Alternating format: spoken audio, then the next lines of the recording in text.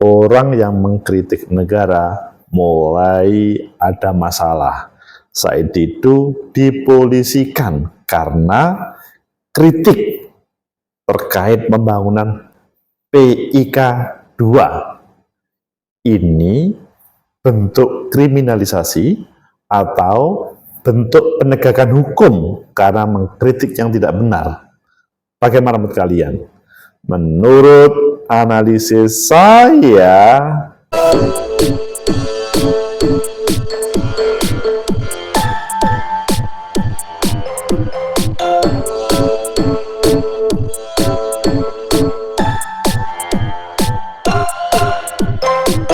Assalamualaikum warahmatullahi wabarakatuh. Salam sejahtera untuk kita semua. Pecinta masa depan negeri, tegakkan kebenaran, lawan ketidakadilan.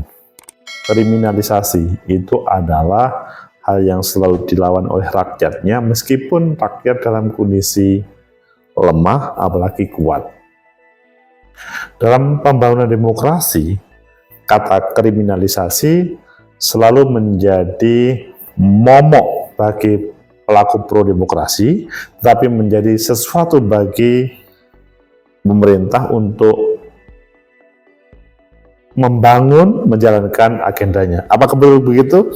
Ayo kita baca di beberapa media terkait dengan Said Didu yang dilaporkan dan akan dipanggil oleh kepolisian. Dan apakah ini akan berproses atau hanya ya semacam gertakan saja, atau bahkan sebagai pintu membungkam orang-orang yang kritis. Pertama kita baca di CNN Indonesia, judulnya Said Didu dipolisikan buntut kritik proyek PSN PIK 2. Kemudian yang kedua, yang ada di Detik, polisi panggil Said Didu besok soal laporan UU ITE terkait PSN di PIK 2. Oh, UU ITE ini. Kemudian yang ketiga, kuasa hukum menilai laporan terhadap Said Didu tidak relevan dan melanggar HAM. Kalian pilih yang mana? Kita baca semuanya tapi kita cuplik karena saling mendukung. Said Didu dipolisikan buntut kritik proyek PSN PIK 2. Ini adalah di CNN Indonesia. Jakarta, CNN Indonesia, aktivis Said Didu dilaporkan ke Polresta Tangerang buntut kritik terhadap proyek strategis nasional Pantai Indah Kapuk PIK 2. Said adalah sosok vokal yang tercatat pernah menjadi sekretaris Kementerian BUMN, staf khusus Menteri ESDM kala dijabat oleh Sudirman Said, dan pegawai Badan Pengkajian dan Penerapan Teknologi BPPT. Nah, ini kalah mantan pejabat yang selanjutnya menjadi aktivis. Berdasarkan keterangan tertulis yang dibuat tim pengacara Said, laporan ini dilayangkan oleh seseorang bernama Mas Kota sebagai Kepala Asosiasi Pemerintahan Desa Indonesia Abdesi Kabupaten Tangerang sekaligus Kepala Desa Belimbing, Kecamatan Kosambi, Kabupaten Tangerang. Oh, apa hubungannya dengan Abdesi ya?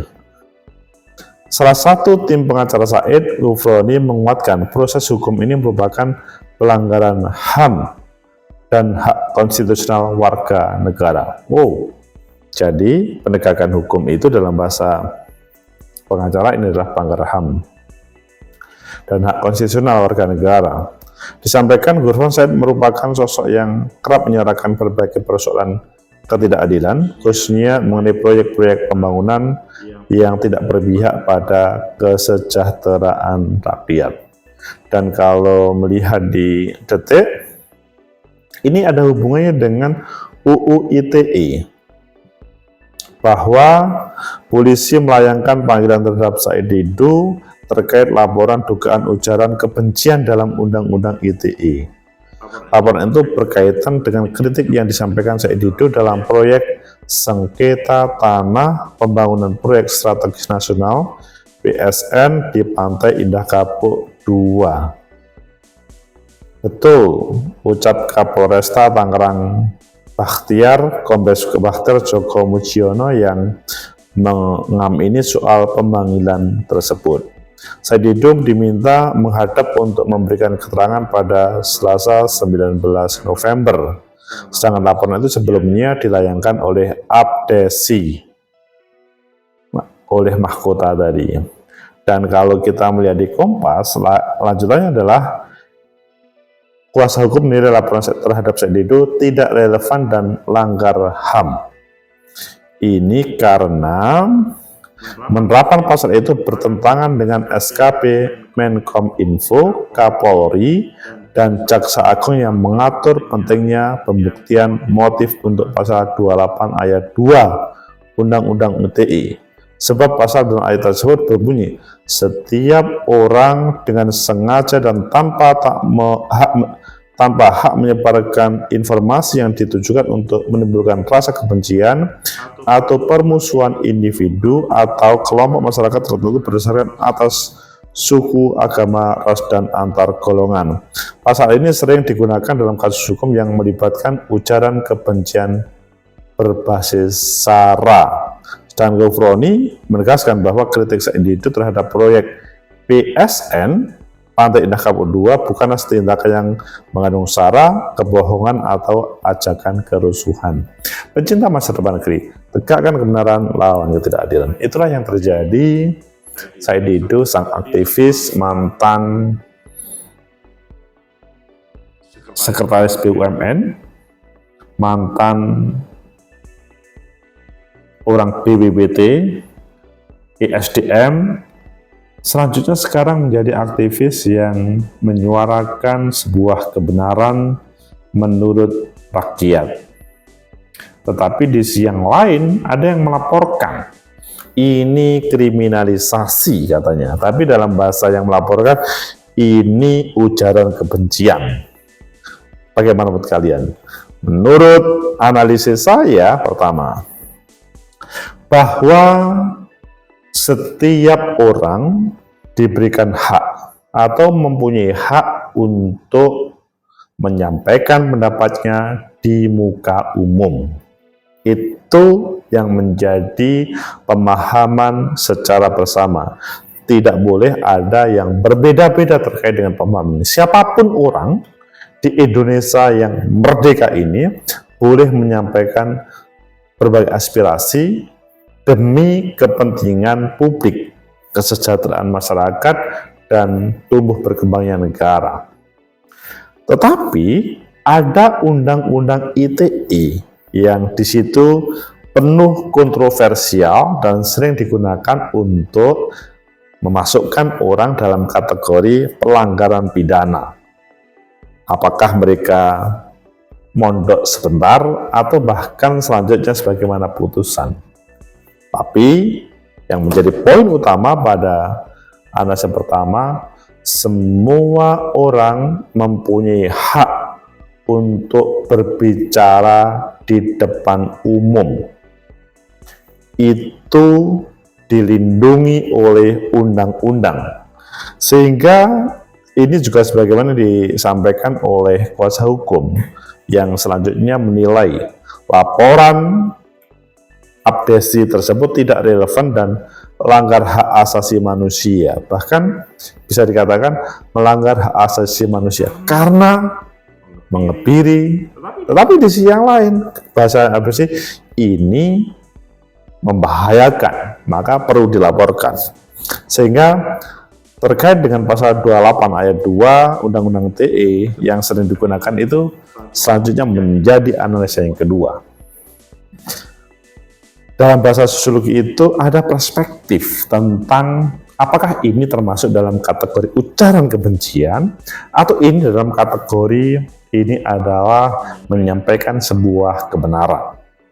Dalam kacamata, dari kacamata yang berbeda, tentunya berbeda menilai sesuatu itu. Kalau sudah dipahami itu adalah sebuah perbedaan, maka tidak perlu untuk cepat-cepat memvonis seseorang, termasuk salah satunya Said Didu, melanggar.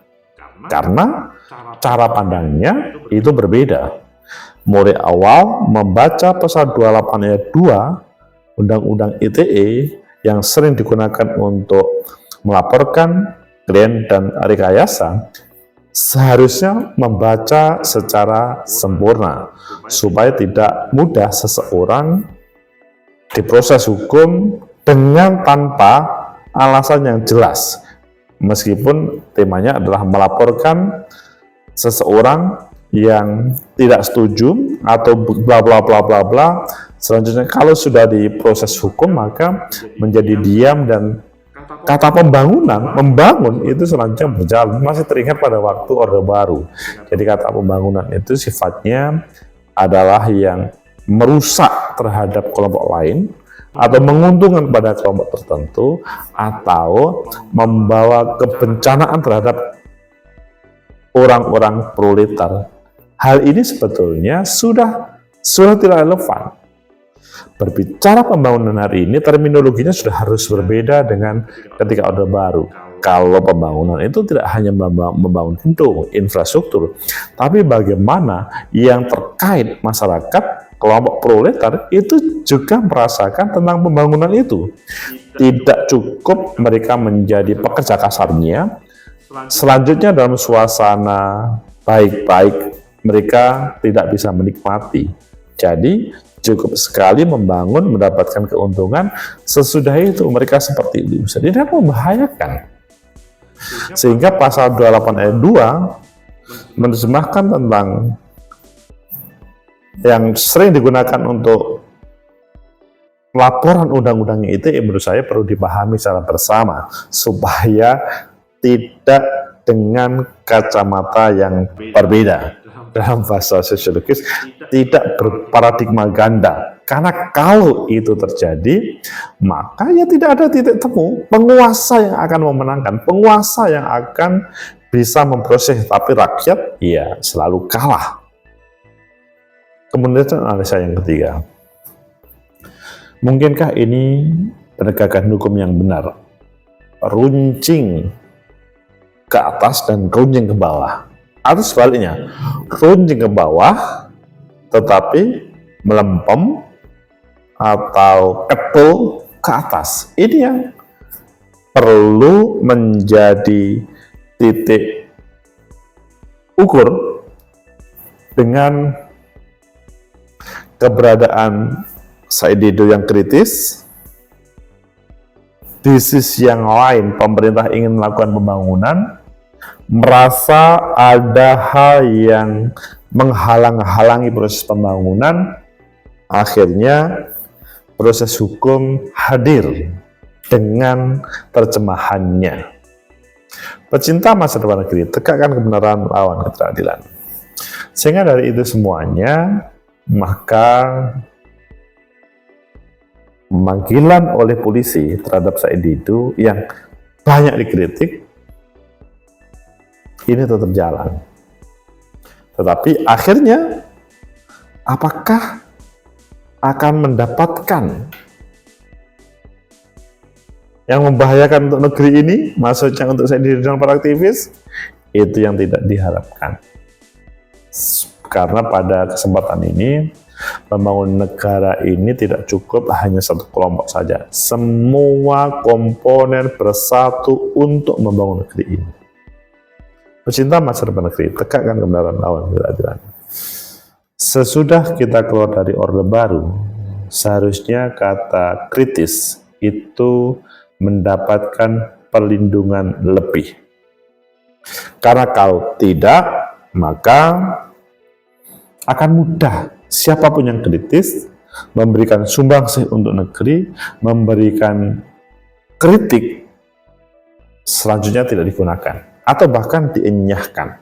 Ini membahayakan, padahal pikiran-pikiran mereka itu dibutuhkan oleh negara ataupun pemerintah. Pecinta masa depan negeri, tegakkan kebenaran, lawan ketidakadilan.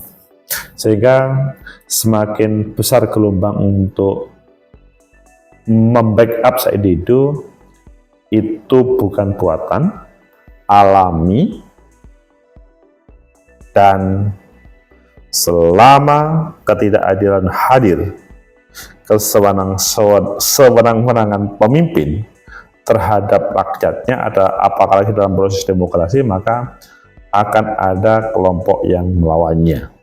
Meskipun terkait dengan finansial mungkin tidak seperti yang terlihat yang ada di panggung politik. Semoga bermanfaat. Like, subscribe, comment, and share. Sampai jumpa.